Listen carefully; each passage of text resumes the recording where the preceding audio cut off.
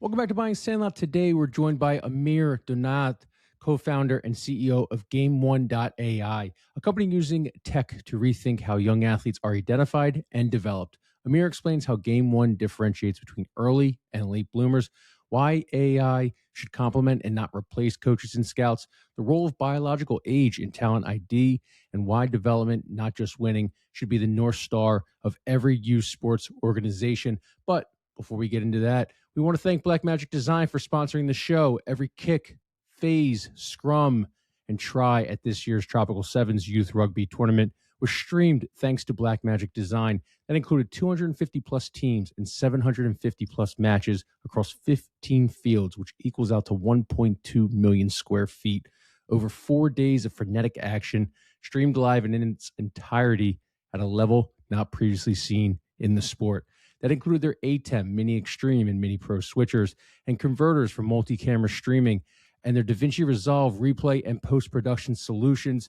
Everyone who watches youth sports, athletes, parents and grandparents, coaches, college recruiters, has come to expect streaming that looks and sounds professional. Blackmagic Design can deliver that for your club, event, facility, or school. Their suite of affordable products are the same high quality as those used by professional sports teams and in Hollywood, delivering easy-to-learn multicam streaming that opens new revenue streams. For more information, visit blackmagicdesign.com. And now, let's get into the interview. Amir Donat, co-founder and CEO of Game1.ai. Thank you for joining Buying Sandlot. We appreciate it. Before we get started, just tell us more about Game One and what you guys are doing. Yeah, first of all, thanks so much for having me. What are we doing at Game One? We run standardized tests with young athletes. And we're focused on soccer for now. So we're starting with soccer, young athletes between 10 and 16 years old. We do run standardized tests, including technical, physical, mental, and biological stats. The reason why we do exactly the kind of drills we do and the exact age range that I mentioned is we have gathered a lot of historic testing data from elite European academies. And based on those, on the data that we gathered, we created something like a combine. That's how we run those tests. And then what we do is by running those tests, collecting the new data, we run it through our algorithm that is trained on all of this historic testing data that we gathered from several dozens elite academies across Europe. What it then spits out are two different things. One is what kind of trajectory are you on as young athletes? So what does your future potential look like? And then also what are the one or two things you in particular should work on over the next few months that will have the biggest impact on your development. So it's very personalized, very individualized training plans as well, really with the goal to bring you to the next level, but based on what's best for you in particular as an athlete. What's some stuff that you're seeing in the soccer space that you think Game One is necessary for? Is it the way we're developing players, talent ID, players quitting too early? Where do you think you guys fit the mark? The simple answer is all of the above, but I will drill into one or two points. First of all, the key problem that we wanted to start, like at the start we wanted to solve was kind of like that performance today versus future potential, right? We've all seen the kid that is already taller and faster than everyone else when, he or she is 14 years old. But that doesn't mean, they might win you the cup this weekend or, the next game, but it doesn't mean they're necessarily the best player in the future, or the other way around, right? You have biological late developers, and it's really, really tough to get, your coach's attention. So how do you distinguish between current performance and future potential? That was one part. And then we have seen this kind of like misaligned incentives where as a coach, for sure, you want to win games. You're also measured by how you win games, not necessarily how you develop players. And so we have seen a lot of the tools that are out there are very focused on, winning the next game and helping coaches win the next game. But it overlooks the development piece. Like, what is the best thing for athletes over longer periods to work towards their goals, and also make sure we don't leave anyone behind who could have had very high potential. And how does the talent ID process look like? Obviously, you said 10 to 16-year-olds you guys focus on right now, but how does it how does it know this kid is going to be a future elite athlete with, you know, drills and a phone and computer vision? How do you guys boil it down to be like that's an elite athlete or that's a late bloomer over it just being like a guessing game? Yeah, the simple answer is it wouldn't matter if I look at the data, you look at the data, or anyone else looks at it. It's all based on that historic data set that we have that has seen thousands of times what works and what doesn't work. So it's a combination of those things, right? It's not that I look at the data and say, oh, this kid is faster than this one, therefore, she's going to be a great player. It is really we take all of this historic data we have, we threw it, into our neural net, or essentially AI, and then it learns, what works and what doesn't work. And so taking all of this together, essentially what it's able to spit out is, for this particular player, there's this kind of chance or probability to play at a specific level. So the simple answer is we have a team of, machine learning engineers behind it that can boil it down to, with this combination of factors, that means compensating factors. It's really not that we're putting a benchmark on everything. It is much more taking everything together. Where are you today, and what could your future potential look like? So it's not a very straightforward answer. It is by definition, because machine learning is also a little bit of a black box. So that means we're not going to a club or an academy and tell them you need to make sure that every kid can run a 30-yard dash below this time or anything like this. Because by default, we're all watching the World Cup. Some players are super fast. Some of them have an impact on the game where we don't really understand why that is, and they're not super slow. They might not even be the most technically gifted ones, but have a huge impact on the game. So that's another thing that we're measuring. We run small-sided games where we mix up the combination of the teams every 5 minutes. Then every player does 7, 8, 9 of those games, and then we just measure how many games did each player win. Meaning, if we take everything else away, and which player has the biggest impact on the game. Also oftentimes called a plus minus model, but it's a combination of all of those things that we take. And I'm just reiterating that it's because we have a lot of historic data on exactly these kind of tests from a lot of academies dating back up to 10 years, that we're able to do those predictions. I think it's like 500,000 plus data points, correct? Exactly, yeah. Yeah. What does the AI take into consideration? What's like the major thing that they look at an athlete, and they're like, okay, future star, all right, maybe this one's D3. Is it like the mental side are they able to predict, or is it more like the physical maturity side, or is it like as long as they see the skill, that's where they are able to really predict what this athlete's future kind of looks like?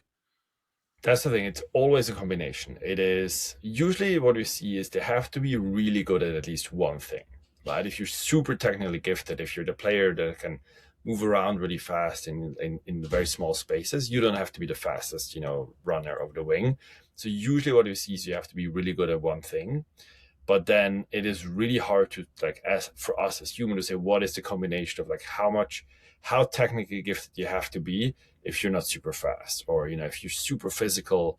What does that mean for the other things? It's really a combination of those factors. So it's unfortunately not a straightforward answer, as in terms of, like, yes, if you're the fastest dribbler on your team, you're going to make it for sure. That's not it. The other thing that I will say to the mental piece is, the testing doesn't happen just once. One of the things the algorithm looks at is how do you develop over time. So what it starts taking into consideration is, when you have the information, what you should work on, and then we run the test every 3 months, what does your development look like? Does the player put in the work and actually get better? And so this ability or willingness to get better is something that is highly rewarded by the algorithm, and is essentially what we see, with all the players in the historic database that we have that have gone all the way to the top, is that we at some point see a very, very, very steep increase or learning curve. Does there need to be in the future a biometric layer in Game One AI? And the reason why I ask that is because if this athlete is physically gifted, really good skill, you think he's going to be an elite athlete. It's determined that in the future and everything, but the kid is 5'2" and he stays 5'2".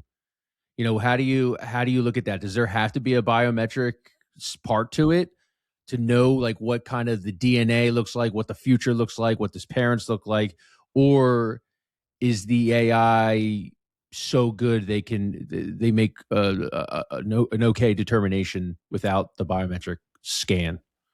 No, we don't do a biometric scan. What we do take is the biological age, where there's pretty simple formulas how you can measure that with the seated height, the standing height, the player's age, and the weight. We often then also check, if with the parents' height as well. But in general, it's one of the key things, right? When the player is 14, biologically they could be 12 years old or 16 years old. So we compare apples to apples, meaning, if you're biologically 12 and your teammate is biologically 16, you're both 14 on your passport, it doesn't make sense that the algorithm would look at you as the same. So what we do is that kind of like biological peer evaluation. So you could be a late developer, but you could be on the very top of the graph that we showed to the academy, saying this kid is not going to win you the games today, but if you have a first team that plays professionally, this could win. This kid could end up being in that first team one day. So it's really, so to answer the question, yes, there is biological metrics that we take into consideration, but they are simpler than what you might expect. What's the target customer look like? Are we looking more academy, business to consumer, more than, I guess, parents purchasing Game One?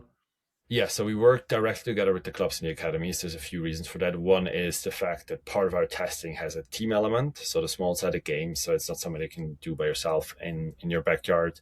The other part is also, for us, is very important.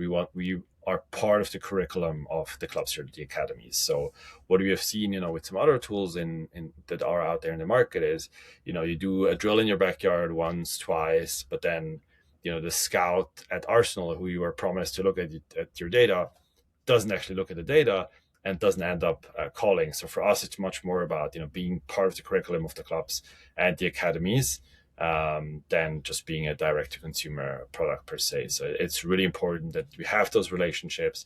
And I think it's also a more realistic approach in the sense that a lot of the scouting happens very locally, so from one academy to the others. We oftentimes, in the regions that we are, we team up with several academies, with several clubs, usually the local MLS or NWSL club as well. So that there are these existing relationships, much rather than a purely consumer-focused product with kind of like empty promises. What are some of the partnerships? Who are some of your customers, if you're allowed to say, domestically or overseas, that you guys have worked with in the past? Yeah, it's something we have to be very cautious about, as you can imagine. We work with several MLS clubs Okay. here. Overseas, I want to say they're probably even more sensitive with that information. Several Bundesliga clubs. I met this morning one of our CEOs we work together with, one of a Bundesliga club as well. Several teams in the Swiss league, the Austrian champions. So there's a bunch of different European clubs, but we are very focused on the US these days. So our main customers right now in the US, not just MLS clubs, also very development focused. And we are looking to build out the product more, I want to say, down the pyramid. So right now we're still very focused on, who can make it pro, who can play in college. But given how big the focus is on development, we're kind of like working down.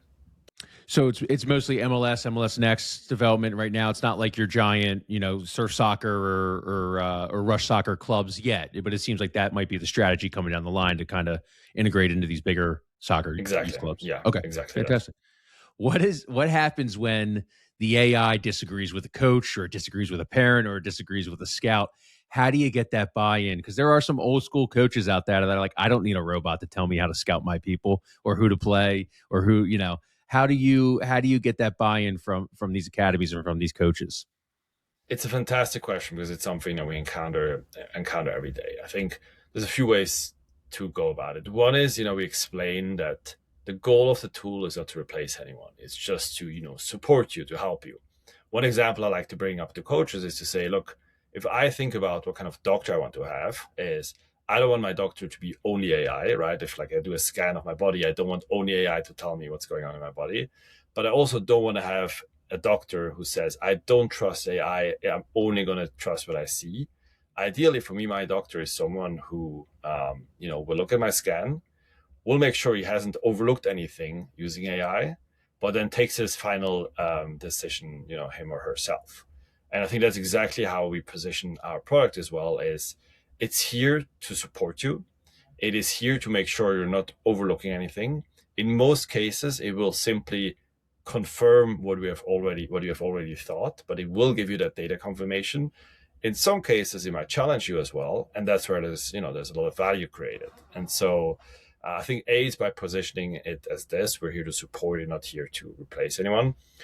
But what usually works well is, when we do a first test and we show them the data of the players, that's where usually we see kind of like a, a shift in their mindset. And what I mean by that is when we show them like, hey, look, here's how we see the future potential of the players in your team, in your academy. I would say out of the 5 top players, usually 3 to 4, it's exactly who they saw as well. So that gives us a lot of credibility, right? They're like, okay, this was my favorite guy. They pointed him out. Great. I see that as well that way.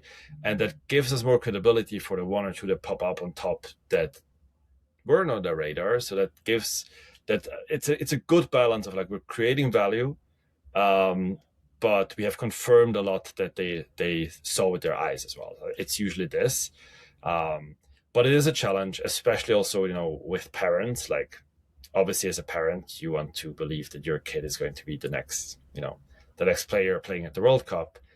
Of course, we know statistically for most players that's not true, and so what we always lead with is our goal is not to crush any dreams. It's really much more about like give you a realistic approach, but then also empower you to say these are the 1 or 2 things your son, your daughter should work on. Here's how you can support them. And then it's hard to argue with facts, right? If your 10-yard sprint is just very slow for a kid at that age or biologically, that's not something that like I have no interest in telling something to someone that is not true. And so I think that's also something, a little bit of like the parent coaches dynamic that we take over. It's very easy as a parent to tell a coach, hey, why are you not letting my kid play? But if we support them with the data saying, look, your kid needs to improve on this, that gives us essentially the credibility.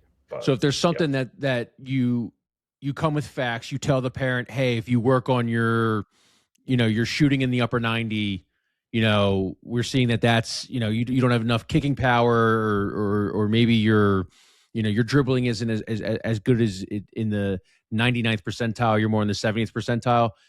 You're saying that typically is able to get through to a parent or a kid and be like, all right, that gives them something to work on and work for. Because I mean, we're so deep in this, and I know you are too, that it's like, you hear some of these parents and they believe their kid is, the next Messi or the next Ronaldo. And it's like, your kid's probably maybe D1, hopefully, the percentages are just there. That's just fact. So you're seeing that if you give these athletes a goal to work on, typically a parent will meet you or a coach will meet you at least a little bit halfway to understand that.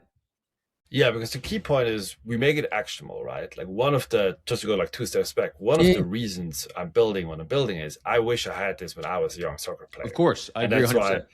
And that's why, it's also like we have had quite a few, current or former professional players join us on this journey because we all agree on we wish we could have had this when we were younger players. And so it's really that actionable piece that, I want to say it matters almost less if we say, hey, you're going to land here, you're going to land there. It's a lot about like, how do you get there? Like, what is it you can do? And so I know it was super frustrating for me when I didn't know what to work on, or our coach would just tell us, no, we're all going to run today. But I was like, hey, I'm super fast. I wish I want to work more on my first touch, right? I think that would have the bigger impact on me. And so by having that very specific, very personalized insight of saying, you have the potential to go play D1, but today you're 12 years old, you don't play D1 yet, right? So like, what is it that you have to work on in order to get there? There's that piece that makes it very actionable. And in the end of the day, what we've seen in a lot of cases, nothing motivates more than progress, right? So like we tell you, you should work on this. 3 months later, we do another test and we see how you progress there. We see how your percentage change of playing D1. So I think it's really that we give them a number saying you could increase your chances of playing at that level by X% over the next 3, 6, 7 months. So it's really that piece that creates a lot of buy-in. Gotcha. I appreciate you breaking that down. A couple more for you. Do you think this would increase sports specialization and then increase burning more kids out because your model identified them as being the next great elite soccer player? We're being very careful with that kind of messaging. Like, depending on the level of academies and clubs you work together with, we wouldn't necessarily tell them, like your chance of going this or there is not there. Like, the goal is really to, I want to say, do the opposite. We want to motivate by making it very actionable. We want to, we want essentially fun is of course a really important part. Like, we don't want to take this away. The goal is not to burn out and just say, it's pro or nothing, or not even it's college or nothing. It's really about like, hey, I've never met a player who doesn't want to get better, right? And I think that's the tool we can give you is we can tell you how you get a better player, no matter what your goal is. So I want to say on the specialization piece or on the burnout piece, it's really the opposite. We want to do. We want to make sure it's fun. We want to make sure you're progressing. We want to make sure you can compare yourself to the pros or whoever you look up to. But it's again, these are kids, right? So it's gamified and it's supposed to be fun. Yeah, when I get my results back, if I'm a parent or I'm a coach, if I get a results back for a kid, what's it typically look like? I mean, I'm assuming obviously you've talked about like these are the drills you should work on. It'll probably show your percentiles of speed versus dribbling versus agility versus whatever, kind of like the combine, like you were talking about and everything. But what does it look like? Does it say, you know, future D1 player, or does it say college eligible or academy eligible? Like what break it down for me in layman's terms as a guy who won't see this for quite some time because I don't have any kids. Yeah. So first of all, you can go very deep into the data and what we show you, but what we also do is like, in the first page, it's very much it's like natural language. It's like, this is your development dashboard. Here are your three focus areas. That could be, let's say, agility, first touch, and maybe coachability, right? Or something like on the mental side of things. But it's all in natural language. You don't have to be a data scientist to understand it, whether you're a coach or a parent or a player. You make it very simple to understand. And then if you want to go into this, we can show you this is how the stats compare, to the other thousands of players. You can do this, but we know for a lot of people that's not really what's relevant, what they care about.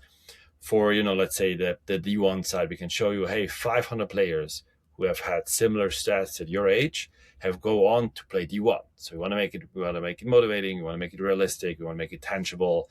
And then the other piece is also you can increase your chance of getting there, by this percent.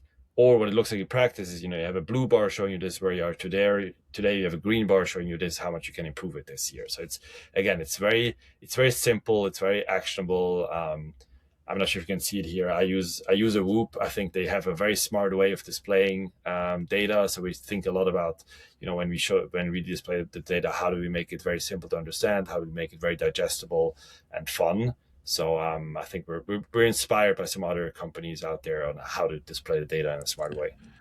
Does it plug in any wearables? Obviously, I know you have your own app and stuff, but And not of today. We kind of wanted to avoid wearables. For I want to say for simplicity, we know there's a lot of GPS trackers out there, and we've heard a little bit from coaches and academy directors. They're a bit tired of making the kids look like cyborgs running around, with like a ton of different things. So like for our setup, all you need is two smartphones, and the rest is like we want them to kind of like feel free, like.